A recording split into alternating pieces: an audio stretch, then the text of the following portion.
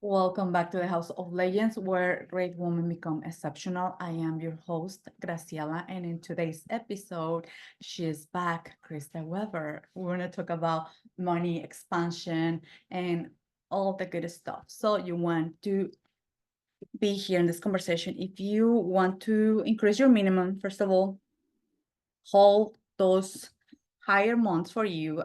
It could be maybe you're in 10K, 20K, 50K. You could put the number and expand that. With that being said, Krista, take over. Hello, Graciela. It's so wonderful to be back with you on this podcast. We had to have a second episode, and here we are, finally doing the part two. Yeah, So, expanding the energetic minimum. yeah, This is something that is so interesting. People have an energetic minimum and energetic maximum. There's a really interesting expression that people may have heard, the first million is the hardest to make. What do yeah. you think about that? Who says that? I don't know, some white guys in the 80s probably. Yeah, yeah. One of the things that I was sharing with you is like, and I did mention it's not $1 million, but when I started just my first program in less than 2 months, I made 30K, and it was just with 3 clients. I said sell Yeah, that 30 for $10,000 each, and for me it was like I have to charge $200 because I'm new. It was like $10,000. yeah, Then that's it, and for me it was bam. easy. But I found this guy, and I told you that he was my mentor, and he told me that is not supposed to be like that. You don't have an instructor. You don't have this. You don't have that. It's like, and that Supposed kept, to. yeah, that kept me for a couple of months, like, oh, that's true, like doubting myself or not offering Mhm. because I was like, oh, yeah, it's supposed to be more complicated. I have to have funnels and bullshit, and Ugh. it, No, no. that is Okay. So not. like the no, the should and the supposed to, these expressions are the enemy of expansion Yeah, because your body always knows. You're a manifester. That's your human design. You're designed to go fast. You're designed to feel the right path and then go for it. And then people are invited. It's almost like a wake. It's almost like a riptide of momentum energy that follows you when you're in your lane, when you're in your flow of yes, and it's yeah, irresistibly magnetic. So and it's so interesting that then somebody comes and says, "Oh, it's supposed to be like this, supposed to be like that." I had a similar experience. I think it was 2021. I tripled my prices and I just knew it. yeah, I did a deep so I did a deep money exploration process, an audit of my beliefs around money. So I had already been doing this for like a year and a half or something. And I felt so frustrated. So as a manifesting generator, my no signal is anger and frustration. And then I felt so frustrated, everything felt so hard. And then during the day, I remember I tapped into Voxer with my mentor, and then I was like, okay, like I'm gonna sort this out. I'm gonna do some inner work. I'm gonna sort this out. I meditated. I did a deep forgiveness money audit exploration. What were the stories and beliefs that I was holding about money? What were any points of shame or guilt or confusion that I was holding about money? And then understanding that these are just projections. Money is neutral. Money is an energy, it is neutral. It takes on the shape of whatever vessel is holding it. So it's up to us to polish and refine and routinely clean out that vessel. This is how we can expand continuously. So I was a bit of a baby in the industry, right? And then I remember I felt the big yes, tripled my prices, changed my website, fully felt it, full yes, tapped back into my mentor. And then she's like, "Are you sure? Are you really sure? Like just like that? Like so fast? Like yeah. are you sure?" Like she didn't say you shouldn't, but she's like, "Are you sure?" kind of thing. And I was Yeah, like, I'm like, "No, I'm sure. I'm sure." And then I told my husband as well. And then I remember I remember his face and he's like, "Okay, well, I guess that we got to get ready for you to not really have some income for a while because that's a pretty bold move." And I was like, "Whatever." I didn't believe it at all. And then literally sold out every single one-on-one space in oh, that week. Yes, after everything feeling so hard for like 6 months. I just sold everything because it's the energetic correct thing. So anytime, everybody who's listening, all of you, anytime you or somebody around you is dumping the word should, have to, supposed to on you, I want you to become very critical and very curious and just simply ask the question, is that true? And Mhm. why? What's that person's motivation for telling me? And I'm just going to give you the shortcut. The motivation most often is fear. Fear Yeah. or concern, genuine concern. People want to see you succeed. But here's the wonderful thing: when you're living in the quantum, shit doesn't have to make sense. And your body intuition will lead you in the yes. And the Yeah. more deeply that you can trust that yes, walk the path, the steps will be illuminated. You'll be magnetic to everybody who's available to meet you at that level. So true. And thank you for sharing that, Krista. But I would love for you if you can go a little bit deeper because you mentioned some aspects that sometimes we only see. And this is like, my name is Graciela, I've been there. That we secret surprises or we said, you know what, like you said, I'm mindful about the people that are like kind of trying to protect me or even Mm, mentors or friends or you name it. But you mhm, mentioned about sometimes we don't see the shame or we don't mhm, see we don't uh, we are not fully aware of those contractions or I call it energetic energetic prints that we left in our body. Let's say, let's put an example because we're here in the coaching business. mm, um I'm not gonna say names, but I did have an experience with one coach. Like it was a 5-figure investment, and I felt like at one moment I felt like in the middle of the project, like by myself, and I tried to mm. contact her, and she said, "You know what? You know you don't want to be helped. I'm just gonna send you my assistant." And I feel so triggered as fuck. Cause like I pay you, I What? call with you, and you're sending me your assistant, and it's supposed to be like I felt back then, and I was not aware. I felt like you are putting me in the middle of the shit. Like I'm asking you for something because I was expecting something different, and you send me your assistant. First of all, I don't even know her, Yeah. and I actually I did have this conversation with her assistant and we moved things around, whatever. Anywho, I was operating under that. I left that. I didn't knew how to process that because I was like shocked between shock and Mm, I felt like you're kind of abandoning me in between the things. And after that experience, I, of course, continue helping my clients and all that. But after that, I felt that I was not fully able to even mention like $30,000, 25K. I was like, what is that? But I never pay attention back. So when I was doing my work, and that's about shame or feeling like so many kind of attachment about the money, I was remembering like a flashback that experience was like, shit, this thing I didn't process this thing. That's mm. why I Yeah. feel here. That's why my possible clients are responding to that number, my one-on-ones, because even if they want to be in my container, they can because I'm rejecting that because I'm thinking that I'm going to do the same thing as that mentor, if that makes sense. Yeah. There was Yeah. that. And those are the things that we don't see, Krista. That's all that Yeah. we don't see. These are the sneakiest little Yeah, things. So shit. before we started to record, like, and this is the work that I love. This is the work that I'm obsessed with Yeah. because no matter where we're at in the journey, if we're at the beginning of the journey, and we're working on getting the first 5K month or the first 10K month, whatever it is, or if we're working on breaking the plateau from 50K months to 100K months. Recently in Conscious Opulence in my mastermind, a client who is at 50K and she wants to go to 100. I said on the call in front of everybody, I said, what about 200? Why are we aiming for 100? Why don't we go for 200? And she was like, what?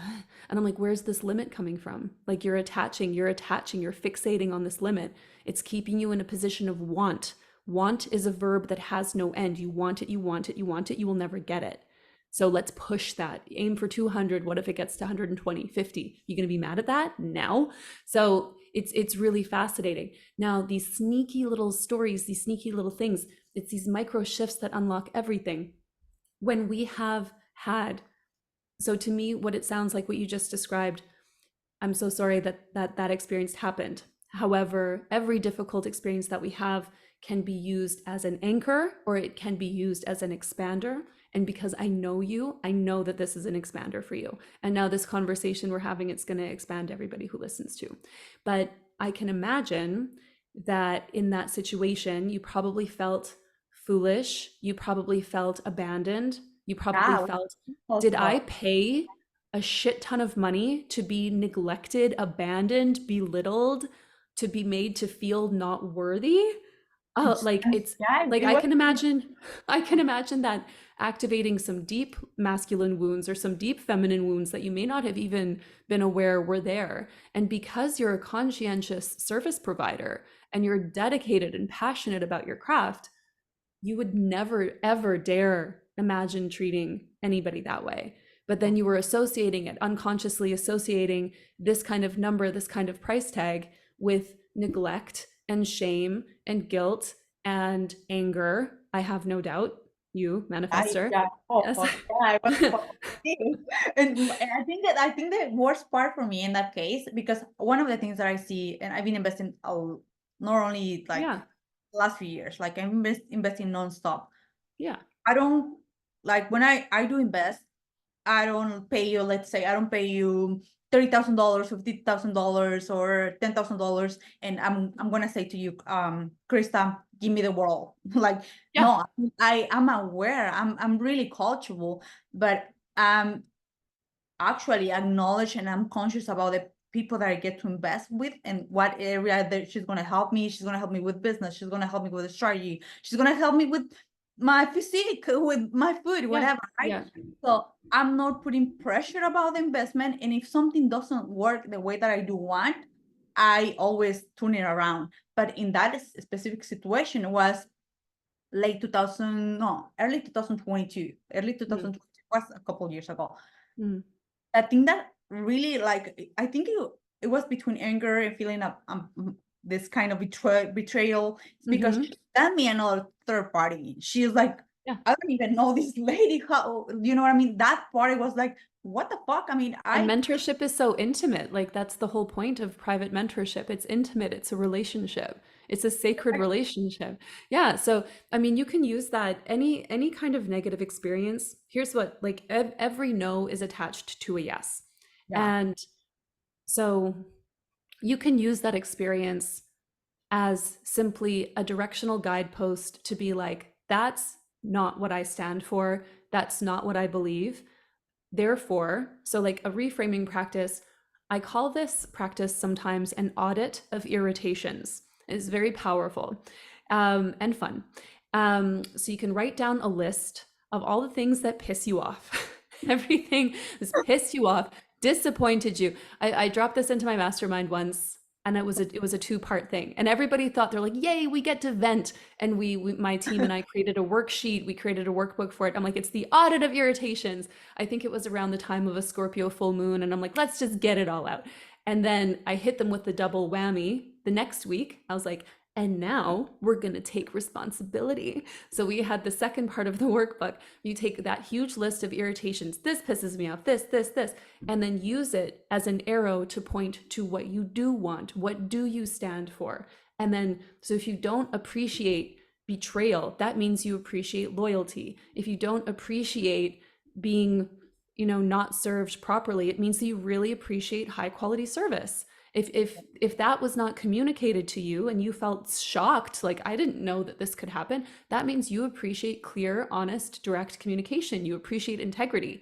And so then we burn the list of irritations and we look at this new list of yeses.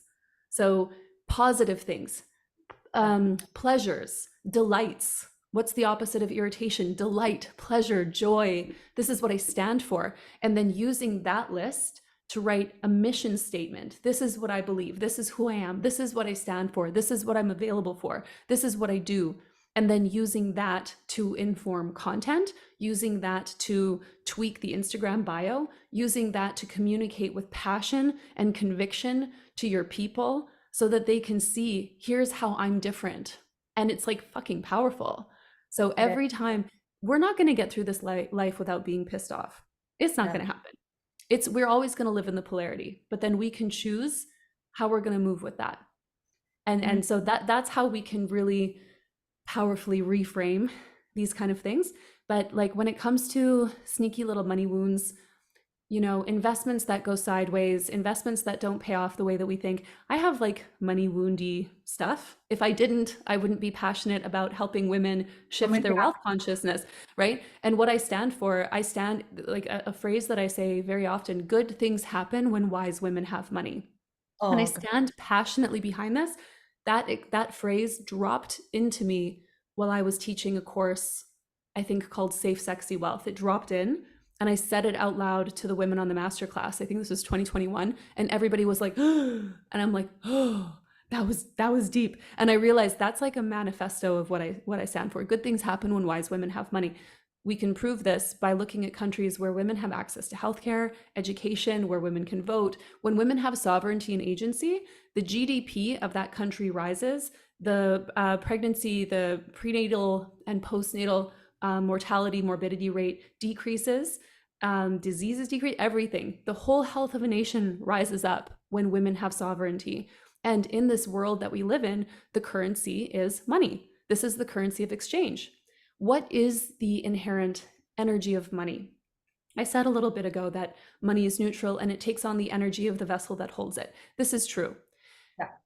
However, we all grow up hearing things like, money is the root of all evil. Oh, that person's rich. They're probably an asshole. What a snob. Even in religious, religion. Yes, religious indoctrination. A rich man will never enter the kingdom of heaven.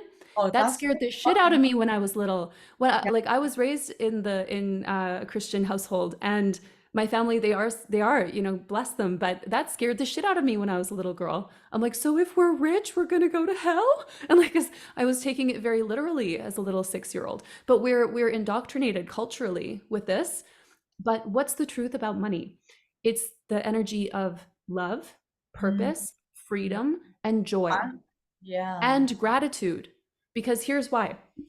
So we all trade our time, our expertise in exchange for money, which is an item of value and appreciation. You do your work, you receive money in exchange, you receive this thing of value. Now you have this thing, and then you see something that you really like, something that you really want. And then like, wow, I like that. That would really make my life better. Whether it's something you're buying, like some clothes or some furniture or a car, or investing in a coach, mentor, or program. And then you take this precious thing that you received in exchange for your time and your expertise, and you say, I want you to have this because I'd really like to have what you have. If I trade you this, can I have what you have? Can I be with you? And so when you think about it this way, do you see that it's like a love loop?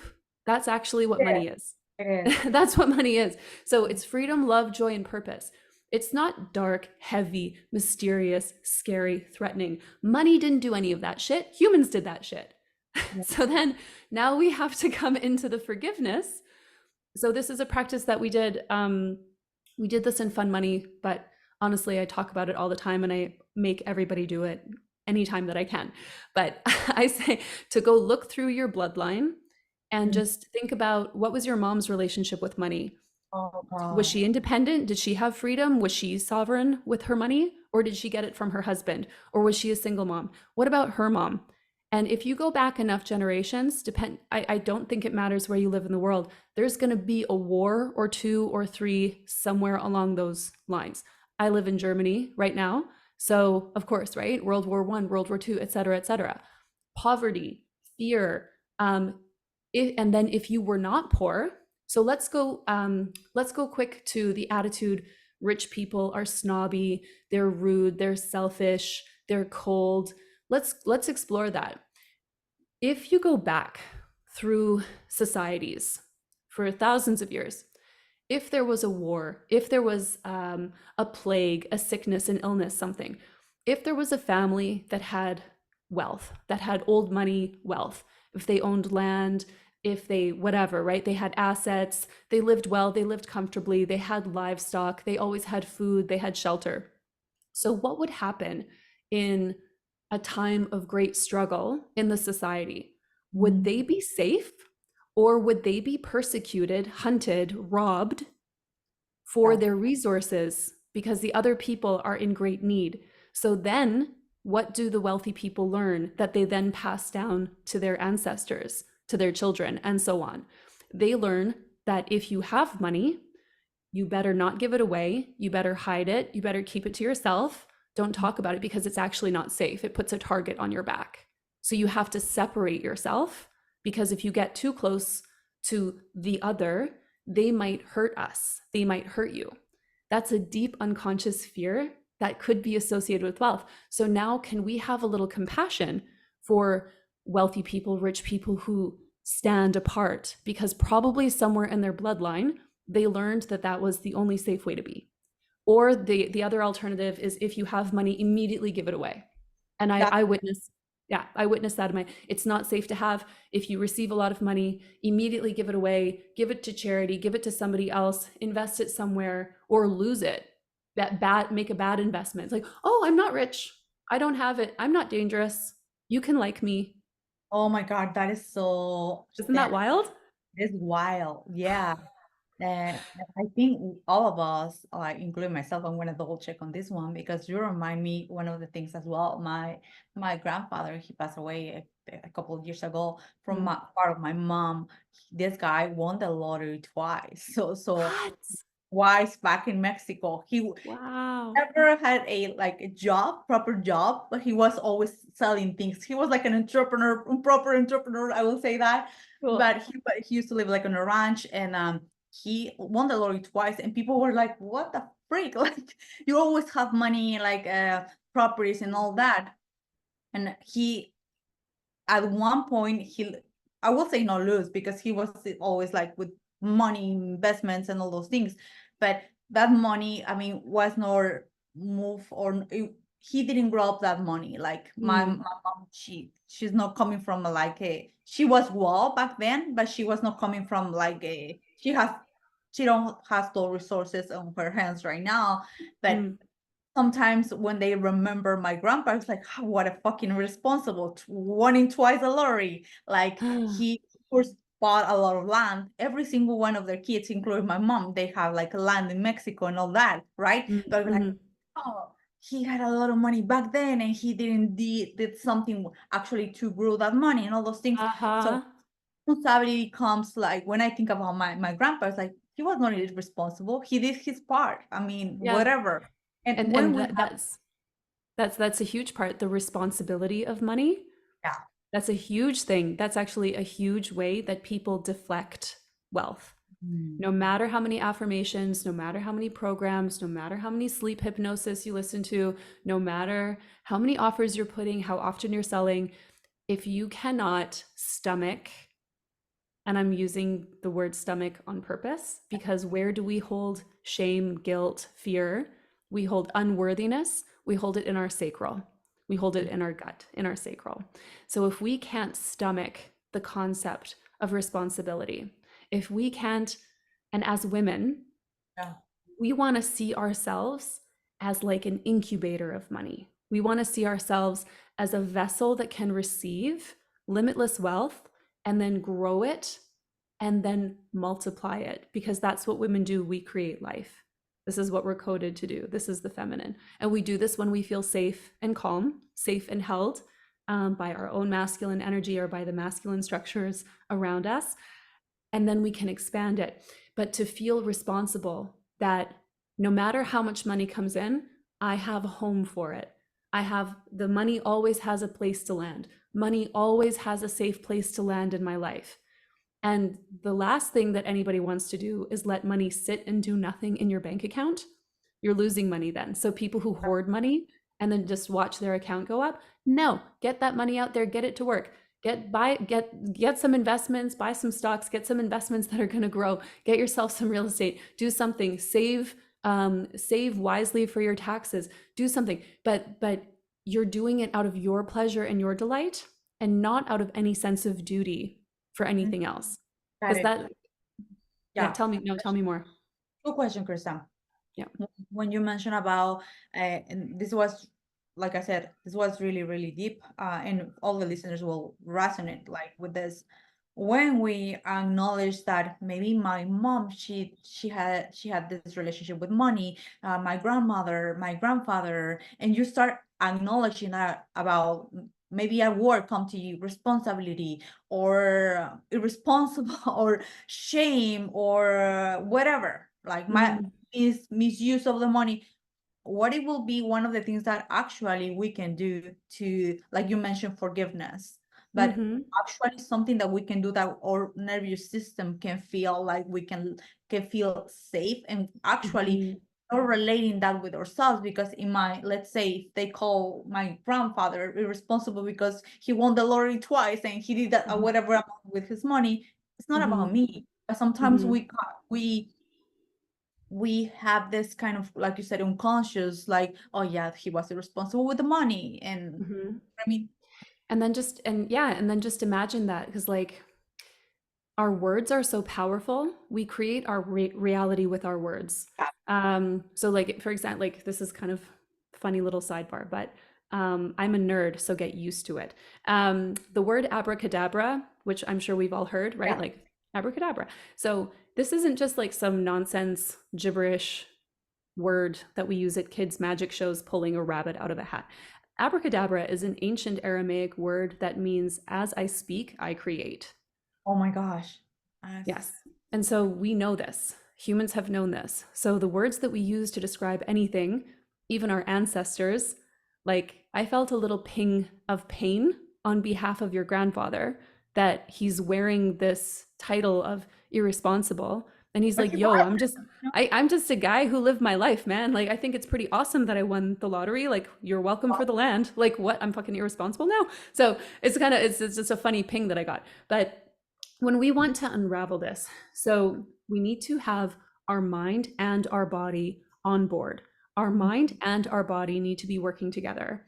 We need to get out of our head into our body. Of course, it's different depending on people's human designs. There are some designs where they do have to actually work with the head, but it's very, very rare. So I won't go there right now. We need to have our mind and body on the same page. So what I recommend first is like looking at the data. What are the facts? So on a piece of paper, as much as you can, just without any judgment, but like, what was my mom's truth with money? And then just think about your mom's biography to as much as you know. And then your grandma, her mom, and then your great grandma. Go back as many generations as you can. And do the same for your dad's line.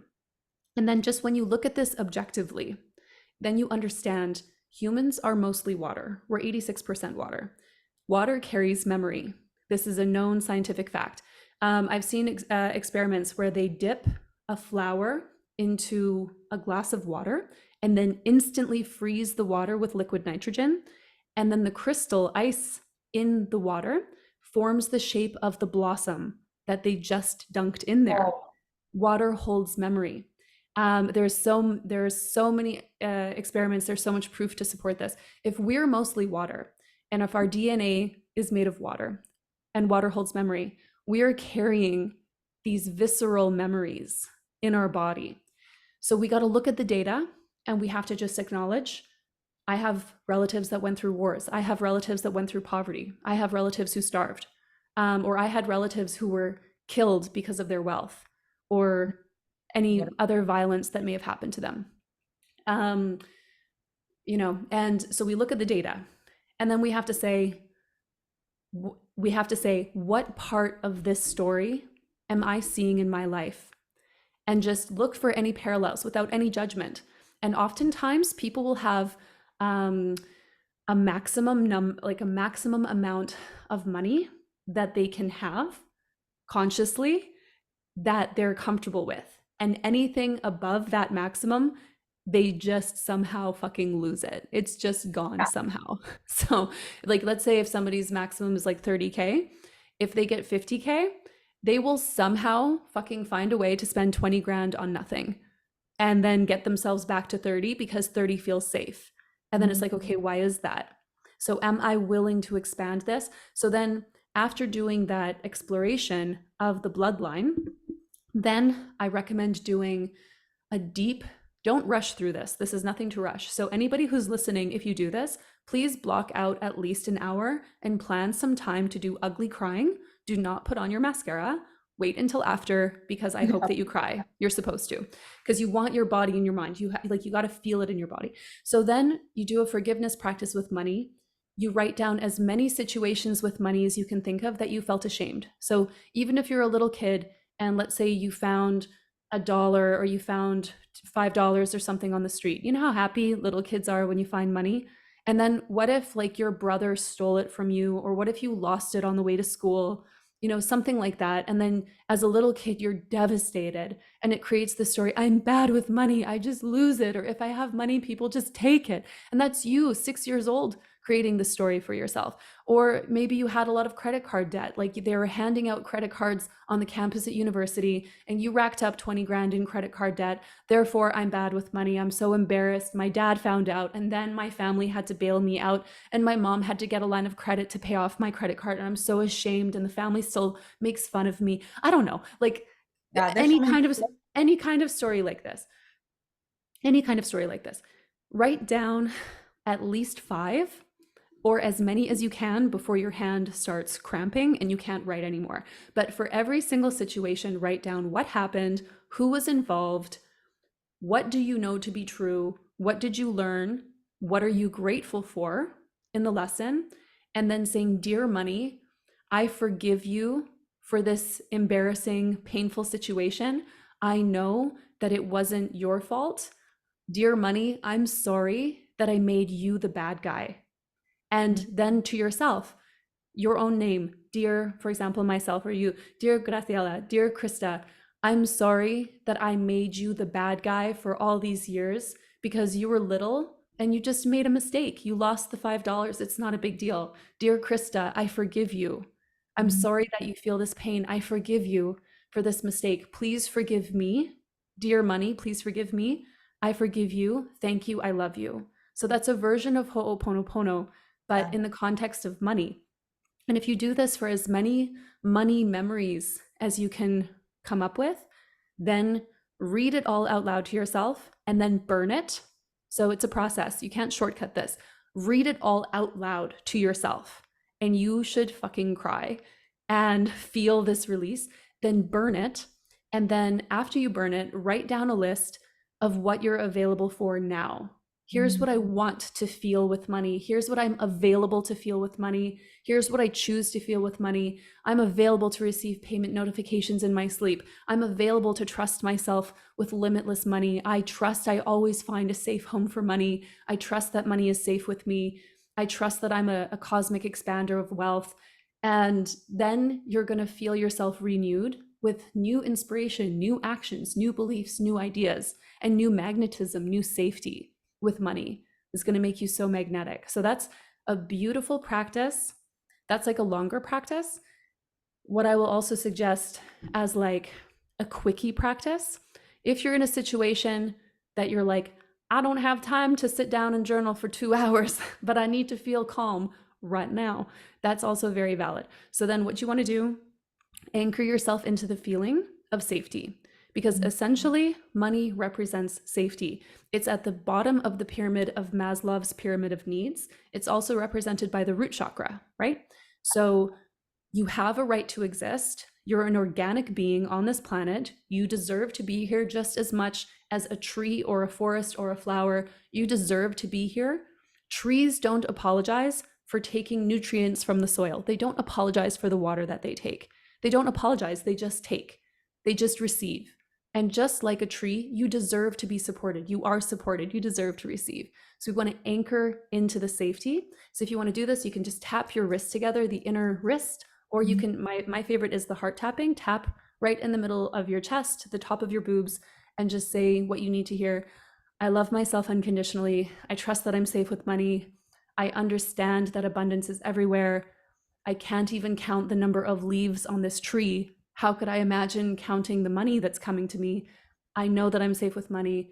I love myself unconditionally. I trust myself. So this is a really quick anchoring practice that you can do if you're sitting down feeling triggered by doing your online banking, by paying invoices, by transferring money, or by sending invoices that you require to be paid. So this is a quick anchoring practice. That's just a few. I could go on and on and on, but I think that those are very powerful. Yeah, those are really, really powerful. And this the longer one I think is more like we all need to book or put a time aside for ourselves, because the first one that you mentioned, I think when we are, like you said, when we connect our mind and our bodies, actually we only feel that relief, but we release that emotion that we attach with that. And Yeah. once it's not in our, let me know if I'm what my understanding was correct. Once we release that, it's no longer in our field and cannot come again. We interrupt the story, because if we know we're perpetuating the story, we're not releasing that, so, right? Yes. And we are so complex. Humans are complex, and we have many different multifaceted relationships. So if we're a single woman, we have a relationship with money. If we're married, we have a different relationship with money. As we Mm. get older, if we need to take care of our parents or if we feel we should, then we have a different relationship with money. When we have children, now we start projecting onto our child, and we have to teach our child wealth consciousness Yeah. or allow the same patterns to repeat. So money, the money stuff, it can kind of sideswipe us in unexpected ways. But when we do these initial practices, what we do is we release the energetic charge, and we close the gap of the reactivity. So Mhm. even if, like, there might be some situations you feel absolutely fine. So like it is all about the context. You might feel absolutely fine, but then if a certain situation comes up, then you're like completely blown apart. But then you have now reduced your energetic charge, you've reduced your response reaction time, and now you know the practices that you can go to. So instead of being a victim to a situation, you can become the observer and say, ah, isn't that interesting? I'm having the same feeling again. I'm having that same reaction. Let me go back to those practices and explore this context. Because Oh, then you have the tools, and this is when you get to a bit of a level of invincibility. And this is where plateaus don't really exist anymore. This is where money is super, super fun. This is where you know money is an expression of love. I love that. Oh God, that feels so right. Yes. Yeah. Thank you for this generosity. This was like a program, I will say, a mini program. Like a mini course. I just love it so much. This is what I love to do. And this goes back to one of the missions that you said, and we were mentioning is also this before the birth record, is that more that we will require more women to have money, more women that are Mhm. conscious, because Mhm. we are here in this new, I will say, no, new year. We're in the middle of the year. Well, almost not 7 months Well, out. it's an energetic new year. It's a new cycle for Yeah, sure. and we do require not only to be here online and give our gifts or get to work with some people. We do require resources, and we have to Yeah. own that part, like no Yeah. negated, like, right? Yeah. So women, yeah, like we are so beyond the era of women being precious, uncomfortable, and awkward with money. Yeah. Um, Sovereignty, luxury, Mm. choice. Money is choice for women.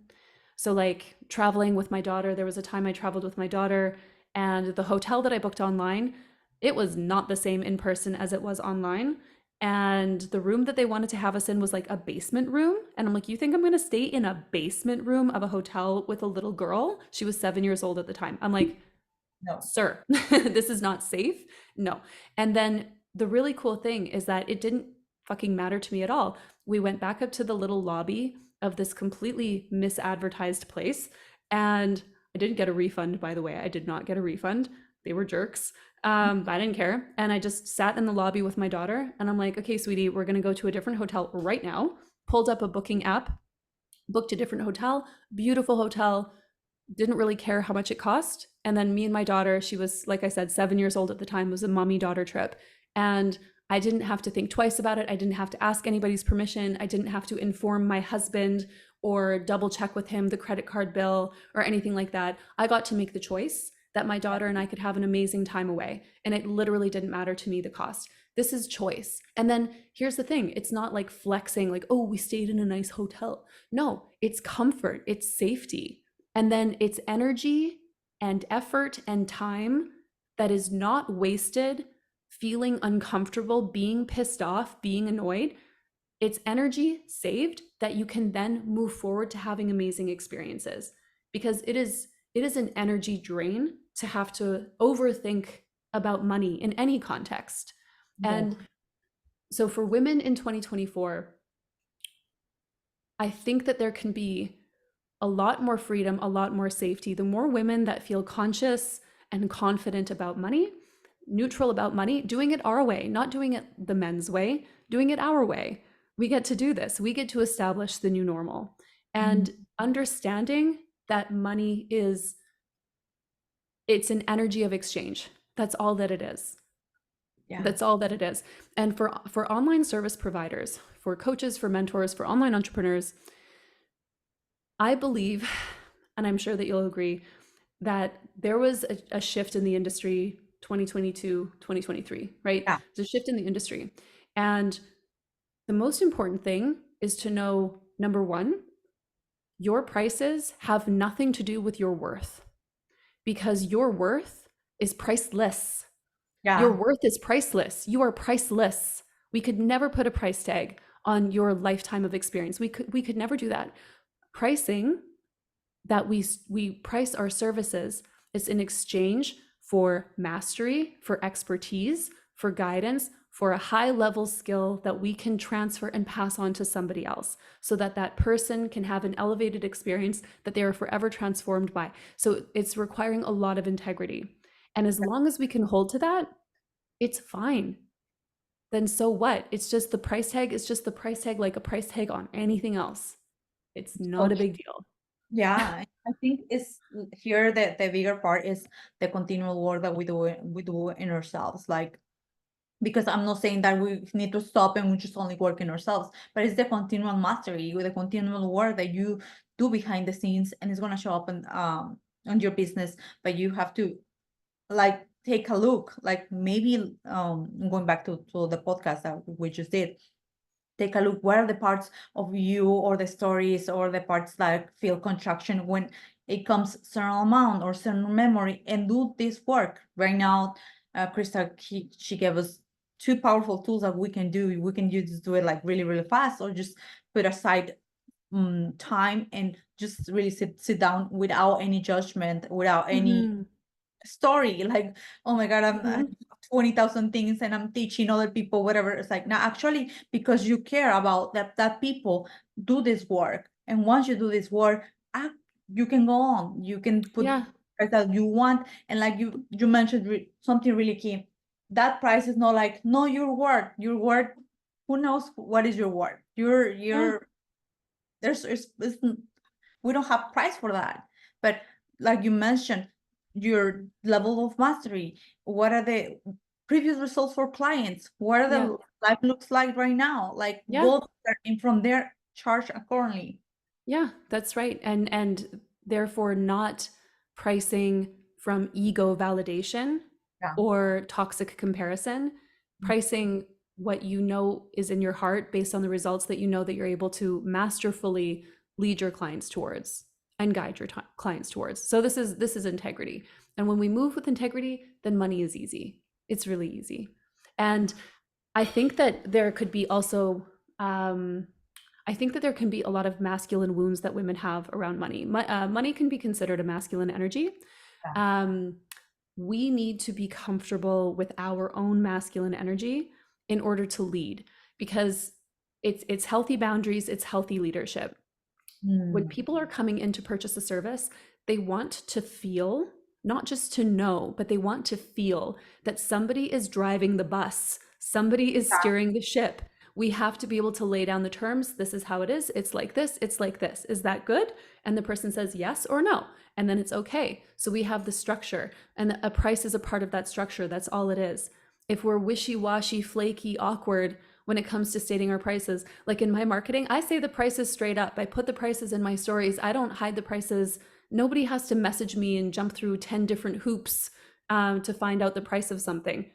Like, I state the price because I stand beside my price, no problem. And then people can self-select if this is something that they want and it feels good. Amazing, come on in. We don't have to hide it. There's no shame around it. Yeah, yes. And all comes back to ourselves. Comes back to how well know ourselves. All the work that we are constantly doing. So, and that is just really, really powerful because no, at the final of the day, it's all you. That's it.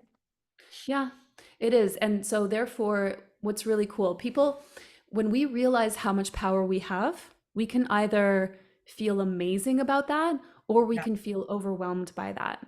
But we can choose that, like, wow, I have limitless power. Wow, I have choice. Wow, I have control. Wow, I can change anything anytime that I want. That's amazing. Or people can feel terrified by that.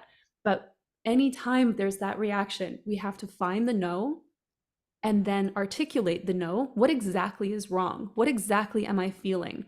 What's Yeah. this itchy piece of dirt in my eye feeling? And then how can I trace this back to find the yes? And Mm, this is the life-changing thing. As long as we can use the no to find the yes, it's not, we're never going to live a life without difficulty, without challenges, without things like this.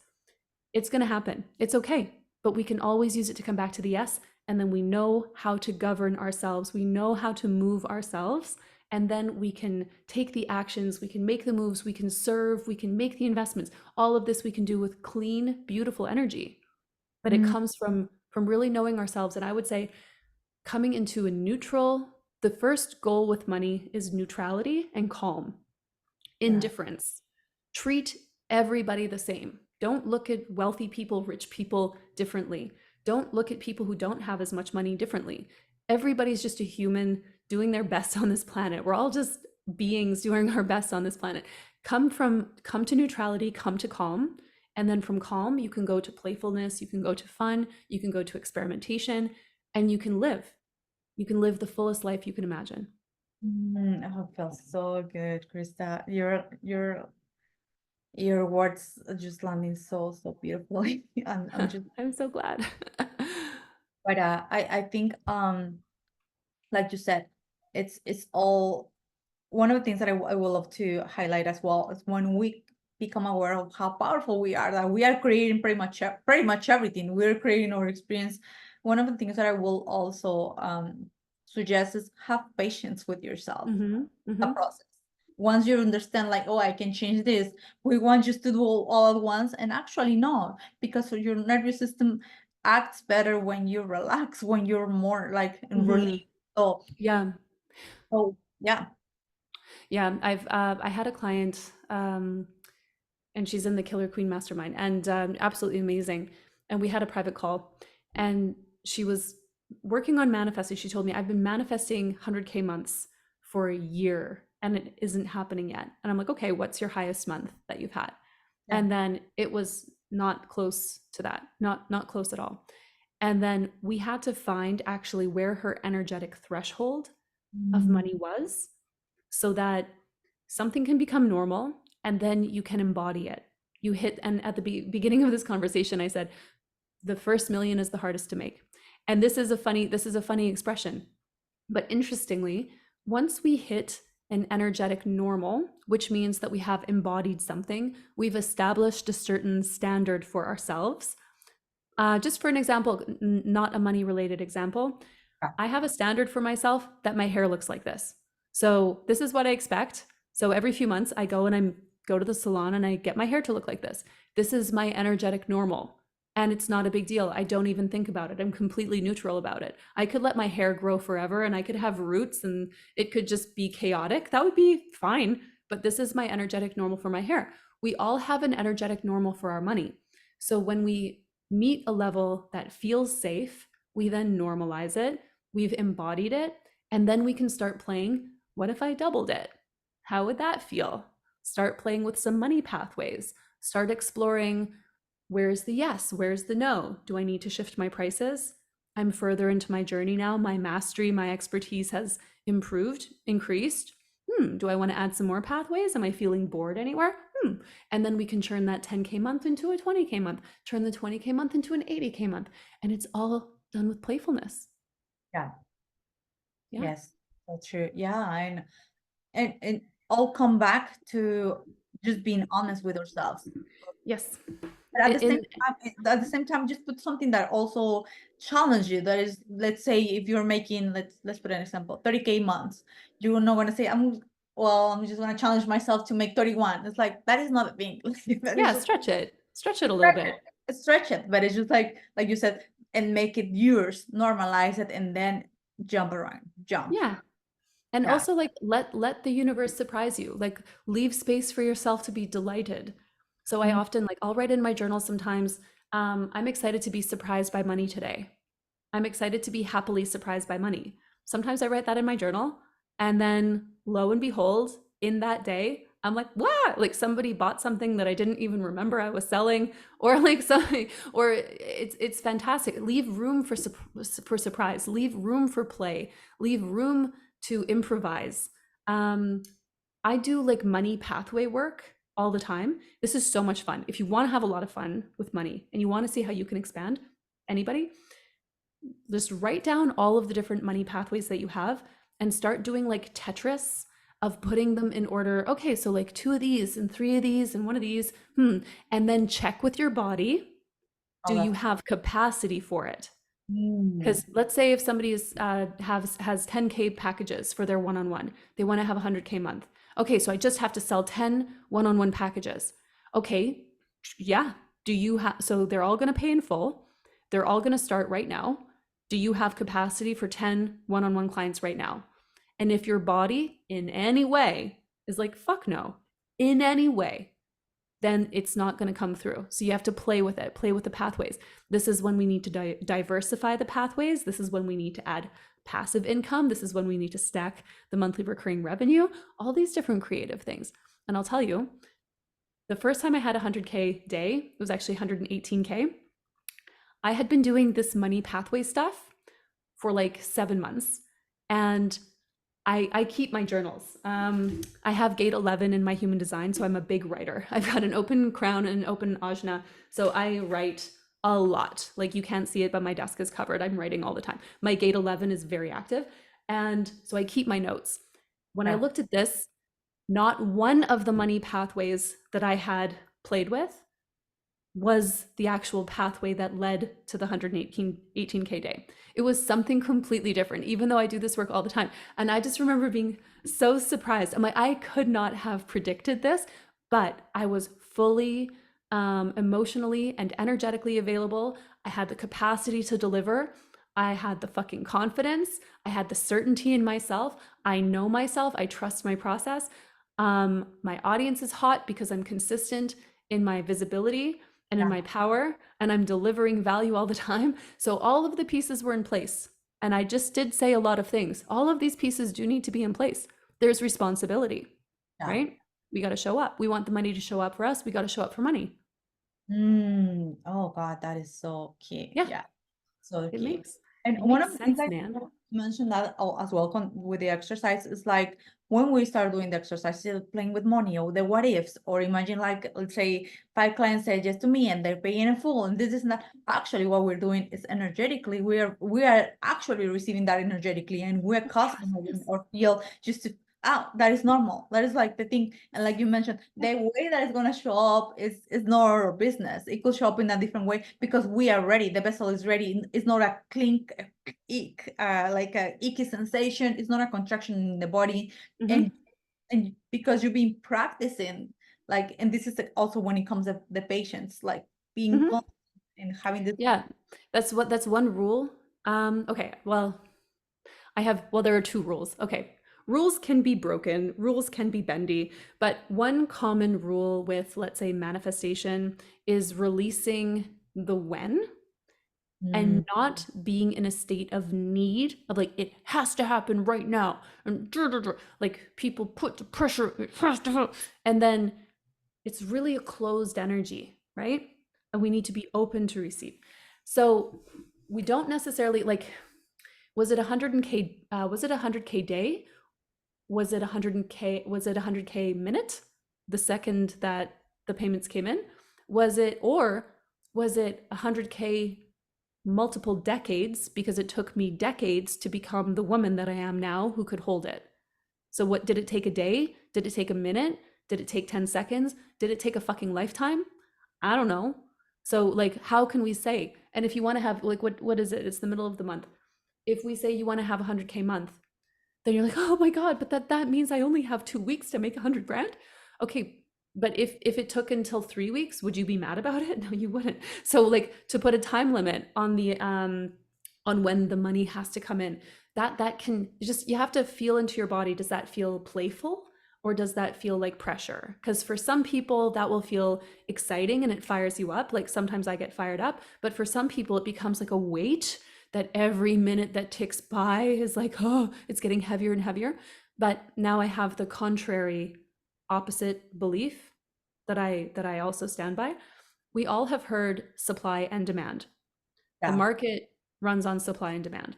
Well, with the quantum and with money as an energy, as a quantum resource, there's another potential: demand and supply. Where the demand is, the supply will come. Yeah. No, This, that's so fucking true. Yeah. this is related to our energetic standard. So like, the flat that I live in right now is for sure double from our old place of where we used to be. Interestingly, we moved into here when I began my business, and my husband was like, okay, like you just need to have for sure at least this much income, and then it will work, and da da da. And Yeah. literally, it never ever dropped because the standard was raised. This is my new energetic requirement. I never didn't have enough. So, what is your energetic standard that you can then demand, in a sense, from the universe? And that's like what we were saying before we started recording. You expect the answer to be yes, that you can demand with full expectation. I will receive everything that I need to meet this standard, to pay for my house, to pay for my car payment, to invest in that mentor, to go on that retreat. I demand that I have all the supply I need to live at the standard that pleases me. And that's very interesting. The universe loves to please me. I'm a being who is meant to be in delight. Why on earth wouldn't I receive what I require for my pleasure?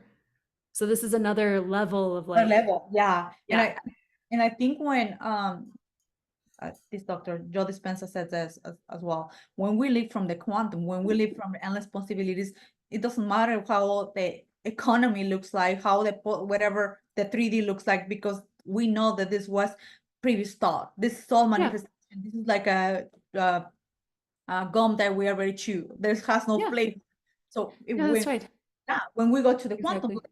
hey, what if I am the one that actually it becomes a vortex? It becomes the one that I'm setting the standard. I'm expecting that. I'm demanding that. I'm doing my part, and the people, situations, circumstances, clients will come because It all there's no comes. way that they cannot come. Yeah, it all comes. Yeah. Exactly. Oh God, I love this conversation, Krista. It was just like really, really like full of, I will say not information.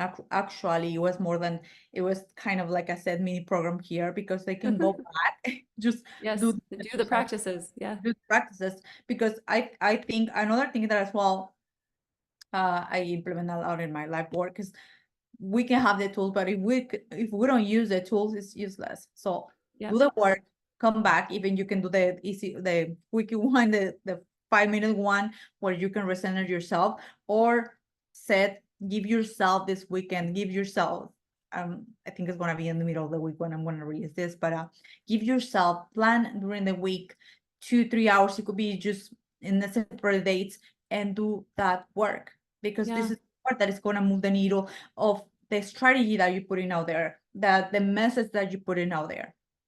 Exactly. Just give yourself that gift.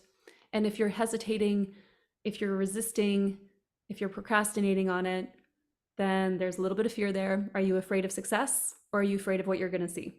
It's just you and the paper. Do it when you're alone. Ugly cry if you want to.